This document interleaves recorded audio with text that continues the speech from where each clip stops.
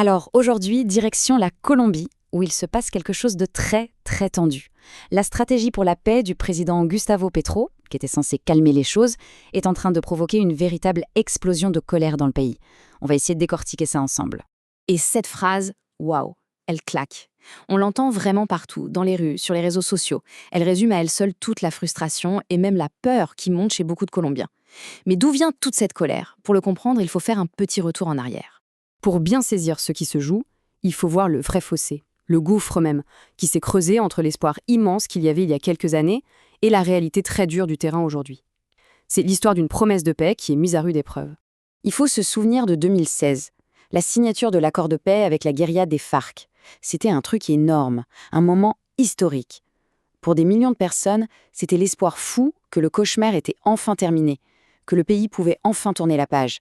Sauf que le retour à la réalité est brutal, parce que malgré cet accord, des groupes ont refusé de déposer les armes ou les ont même reprises.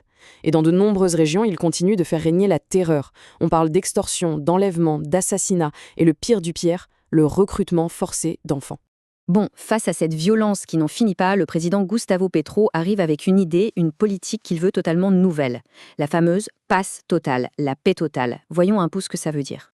L'idée de la passe totale, en gros, c'est de changer complètement de méthode. Fini le tout militaire. Le gouvernement dit « Ok, on va s'asseoir et discuter. » Avec tout le monde, sans exception. L'objectif, c'est d'arriver à démanteler ces groupes par la négociation plutôt que par la force. C'est un pari énorme. Le problème, c'est que si l'intention était bonne, la perception sur le terrain est tout autre.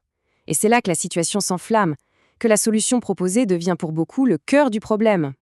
Et voilà, on touche au nœud du problème. D'un côté, un gouvernement qui affirme vouloir réduire la violence, de l'autre, une partie de la population qui vit sur le terrain et qui dit « mais pas du tout, la guérilla est plus forte que jamais, elle prend le contrôle de nos villages ». C'est un décalage total. Du coup, les critiques sont terribles. Le sentiment général, c'est que l'État est faible, qu'il est absent.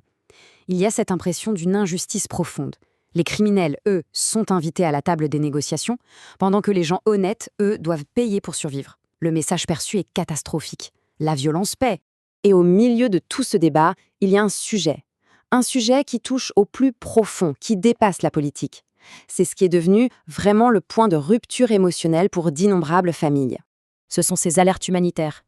Quand des organisations comme l'UNICEF tirent la sonnette d'alarme et disent, noir sur blanc, que le recrutement forcé d'enfants par les groupes armés est en train d'exploser, là on ne parle plus de stratégie, on parle d'une tragédie humaine qui se joue en direct.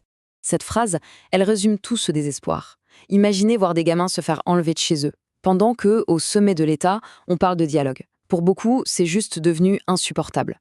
C'est le symbole ultime que quelque chose ne fonctionne pas. On se retrouve donc avec deux visions du monde, deux manières de voir la paix qui s'affrontent et qui semblent, totalement irréconciliables.